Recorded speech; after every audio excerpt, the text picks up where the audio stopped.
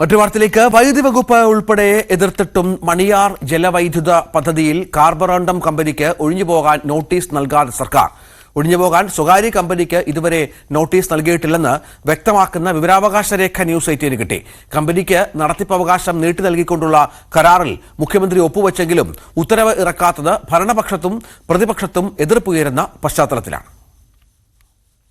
Carborundum universal limited എന്ന കമ്പനിയുമായി 30 വർഷം മുമ്പ് സർക്കാർ ഒപ്പുവെച്ച കരാറാണ് വരുന്ന 31-ാം തീയതി അവസാനിക്കുന്നത്.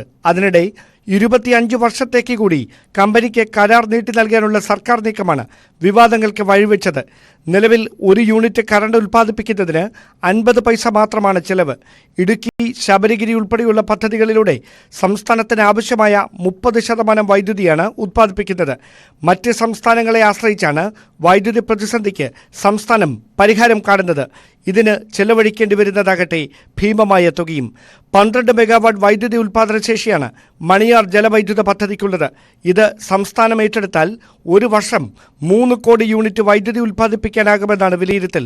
അതേസമയം സ്വകാര്യ കമ്പനിക്ക് കരാർ നൽകുന്നതിലൂടെ ഒരു യൂണിറ്റിന് 7 രൂപ നിരക്കിൽ ഒരു വർഷത്തേക്ക് സംസ്ഥാനത്തിനുണ്ടാകുന്ന നഷ്ടം 21 കോടി രൂപ വരും. അങ്ങനെയിരിക്കെ സ്വകാര്യ കമ്പനിക്ക് 25 വർഷത്തേക്ക് കരാർ നീട്ടി നൽകിയാൽ സംസ്ഥാനത്തിനുണ്ടാകുന്ന നഷ്ടം 525 കോടി രൂപ വരെയാകുമെന്നാണ് പ്രതിപക്ഷ വിമർശനം. വ്യവസായം നാട്ടിൽ വരണം. വ്യവസായം വരുന്ന വ്യവസായികൾക്ക് മുഴുവൻ നാട്ടിലെ സ്വത്ത് കൊടുക്കണോ? നാട്ടിലെ ഗവൺമെന്റിന്റെ സ്വത്തുക്കളോ അല്ലെങ്കിൽ വൈദ്യുതി പദ്ധതികളൊക്കെ കൊടുത്തിട്ടാണോ വ്യവസായികളെ പ്രോത്സാഹിപ്പിക്കുന്നത്? അങ്ങനെയാണെങ്കിൽ കേരളത്തിൽ എത്രയോ വ്യവസായികളുണ്ട്. എല്ലാവർക്കും കേരളത്തിലെ സ്വത്തുക്കൾ കൊടുക്കാൻ പറ്റുമോ? അതുകൊണ്ട് ഇത് അഴിമതിയാണ്.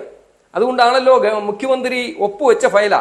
രേഖാമൂലം പുറത്തിറങ്ങിയില്ലേലും മുഖ്യമന്ത്രി ആ ഫയൽ തിരിച്ചു വിളിച്ചിരിക്കുക. ഇത് സംബന്ധിച്ച് 2022 ഈ രേഖയിൽ പറഞ്ഞത് 2022 കത്തിടപാട് തുടങ്ങിയതാ. ഞങ്ങൾ ഈ വിഷയം ഉന്നയിച്ചപ്പോൾ മാത്രമാണ് കേരളത്തിലെ മുൻ പ്രതിപക്ഷ നേതാവ് KPCC അങ്ങനെ എല്ലാവരും ഈ വിഷയം ഏറ്റെടുത്തതിന് ശേഷം മാത്രമാണ് ഇപ്പോൾ ഒന്ന് പുനർചിന്തനം നടത്തുവാൻ സർക്കാർ തയ്യാറായത്. 2 ദശാബ്ദത്തിനപ്പുറം സംസ്ഥാനത്തിനുണ്ടാകുന്ന നഷ്ടം 4 ഇരട്ടിയിലേറെ വർദ്ധിക്കുമെന്നാണ് വിലയിരുത്തൽ. 1994 യാഥാർത്ഥ്യമായ കരാറാണ് ഡിസംബർ 31 കാലാവധി പൂർത്തിയാക്കുന്നത്. സർക്കാർ നീക്കത്തിനെതിരെ പ്രതിപക്ഷം പ്രതിഷേധം ശക്തമാക്കി കഴിഞ്ഞു. സർക്കാരിനുള്ളിലും ഭിന്നത വളരുകയാണ്. വ്യവസായ മന്ത്രിയുടെ നിലപാട് തള്ളി വൈദ്യുതി മന്ത്രി കഴിഞ്ഞ ദിവസം രംഗത്ത് വന്നിരുന്നു. Dan Kurian, news 18 Thiruvananthapuram.